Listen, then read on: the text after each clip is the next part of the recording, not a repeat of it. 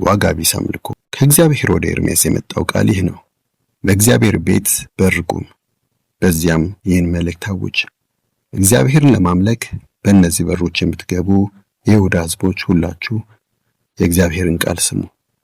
የእስራኤል አምላክ የሠራዊት ጌታ እግዚአብሔር እንዲህ ይላል፣ መንገዳችሁንና ሥራችሁን አስተካክሉ፣ እኔም በዚህ ስፍራ እንድትናገሩ አደርጋችኋለሁ። ይህ የእግዚአብሔር ቤተ መቅደስ፣ የእግዚአብሔር ቤተ መቅደስ፣ የእግዚአብሔር ቤተ መቅደስ ነው እያላችሁ በሐሰት ቃል አትታመኑ።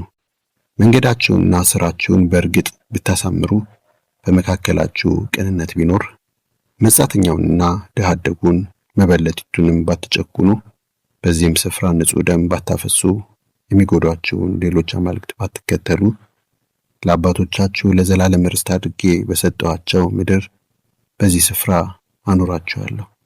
እናንተ ግን ከንቱ በሆኑ የሐሰት ቃላት ታምናችኋል። ትሰርቃላችሁ፣ ሰው ትገላላችሁ፣ ታመነዝራላችሁ፣ በሐሰት ትምላላችሁ፣ ለበዓል ታጥናላችሁ፣ የማታውቋቸውንም ሌሎች አማልክት ትከተላላችሁ።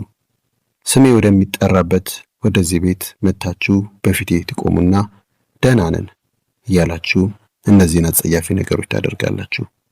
ስሜ የሚጠራበት ይህ ቤት በእናንተ ዘንድ የወንበዴዎች ዋሻ ሆኗልን? እነሆ የምታደርጉትን ነገር አይቻለሁ ይላል እግዚአብሔር። እንግዲህ ቀድሞ የስሜ ማደሪያ አድርጌው ወደ ነበረው ስፍራ ወደ ሴሎ ሂዱ። ከሕዝቤ ከእስራኤል ክፋት የተነሳ ያደረግኩበትንም እዩ። እነዚህን ሁሉ ስታደርጉ ይላል እግዚአብሔር፣ ደጋግሜ ተናገርኋችሁ፣ እናንተ ግን አላደመጣችሁኝም። ጠራኋችሁ፣ እናንተ ግን አልመለሳችሁም። ስለዚህ በሴሎ እንዳደረግኩ አሁንም ስሜ በተጠራበት ቦታ በታመናችሁበት ቤተ መቅደስ ለአባቶቻችሁና ለእናንተ በሰጠሁት በዚህ ስፍራ እንዲሁ አደርጋለሁ። ወንድሞቻችሁ የሆኑትን የኤፍሬምን ሁሉ ሕዝብ እንዳስወገዱ እናንተንም ከፊቴ እጥላቸዋለሁ። እንግዲህ ስላልሰማህ ለዚህ ሕዝብ አትጸልይ፣ ልመና አታቅርብ፣ አትማጠን፣ አትማልደላቸውም። እነርሱ በይሁዳ ከተሞችና በኢየሩሳሌም መንገዶች ላይ የሚያደርጉትን አታይምን? ለሰማያዋ ንግሥት ቂጣ ሊጋግሩ ልጆች እንጨት ይለቅማሉ፣ አባቶች እሳት ያቀጣጥላሉ፣ ሴቶችም ሊጥ ያቦካሉ፣ ሊያስቆጡኝም ለሌሎች አማልክት የመጠጥ ቁርባን ያቀርባሉ። ለመሆኑ ይህን የሚያደርጉት እኔን ለማስቆጣት ነውን? ይላል እግዚአብሔር። ይልቁን ይህን በማድረጋቸው በሚደርስባቸው ፍረት የሚጎዱት ራሳቸውን አይደለምን? ስለዚህ ጌታ እግዚአብሔር እንዲህ ይላል፣ ቁጣዬና መዓቴ በዚህ ስፍራ በሰውና በእንስሳ ላይ በዱር ዛፍና በምድር ፍሬ ላይ ይፈሳል፣ ይነዳል፣ አይጠፋምም። የእስራኤል አምላክ የሠራዊት ጌታ እግዚአብሔር እንዲህ ይላል፣ የሚቃጠል መስዋዕታችሁን በሌሎች መስዋዕታችሁ ላይ ጨምሩ፣ ሥጋውንም ራሳችሁ ብሉ። የቀድሞ አባቶቻችሁን ከግብፅ ባወጣኋቸው ጊዜ ስለ መስዋዕቶችና ስለሚቃጠል መስዋዕት አልተናገርኋቸውም፣ ትእዛዝ አልሰጠኋቸውም። ነገር ግን ድምፄን ስሙ፣ እኔም አምላክ ሆናችኋለሁ፣ እናንተም ሕዝቤ ትሆናላችሁ። መልካም እንዲሆንላችሁም ባዘዝኋችሁ መንገድ ሁሉ ሂዱ ብዬ አዘዝኋቸው። እነርሱ ግን አልሰሙም፣ ልብ ብለው ለማድመጥም አልፈለጉም።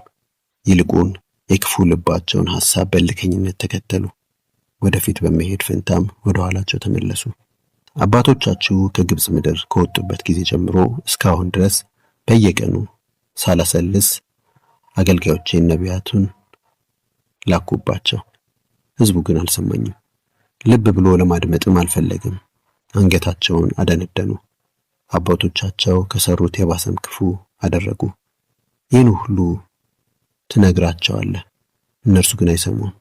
ትጠራቸውም አለ፣ አይመልሱልህም። ስለዚህ እንዲህ በላቸው፣ ይህ ሕዝብ አምላኩን እግዚአብሔርን ያልታዘዘ ምክሩን ያልተቀበለ ወገን ነው። እውነት ጠፍቷል፣ ከአንደበታቸውም ሸሽቷል። እግዚአብሔር ቁጣው የወረደበትን ይህን ትውልድ ስለናቀውና ስለተወው ጠጉርሽን ቆርጠሽ ጣይ፣ በባድሞቹ ኮረብቶች ላይ ሆነሽም ሙሾ አውጪ። የእርቅ ሸለቆ። የይሁዳ ሕዝብ በፊቴ ክፉ ነገር አድርጓል ይላል እግዚአብሔር። አጸያፊ ነገራቸውን ስሜ በተጠራበት ቤት በማስቀመጥ አርክሰውታል። እኔ ያላዘዝኋቸውን ከቶም ያላሰብኩትን ወንዶችና ሴቶች ልጆቻቸውን በእሳት አቃጥለው ለመሰዋት በሄኖም ልጅ ሸለቆ የቶፌትን መስገጃ ኮረብቶች ሰሩ። ስለዚህ አስተውሉ ይላል እግዚአብሔር፣ ስፍራ እስከማይገኝ ድረስ ሙታንን በቶፌት ስለሚቀብሩ የእርድ ሸለቆ እንጂ ከእንግዲህ ቶፌት ወይም የሄኖም ልጅ ሸለቆ ተብሎ የማይጠራበት ጊዜ ይመጣል። የዚህም ሕዝብ ሬሳ ለሰማይ ወፎችና ለምድር አራዊት ሲሳይ ይሆናል። የሚያባርራቸውም አይኖርም።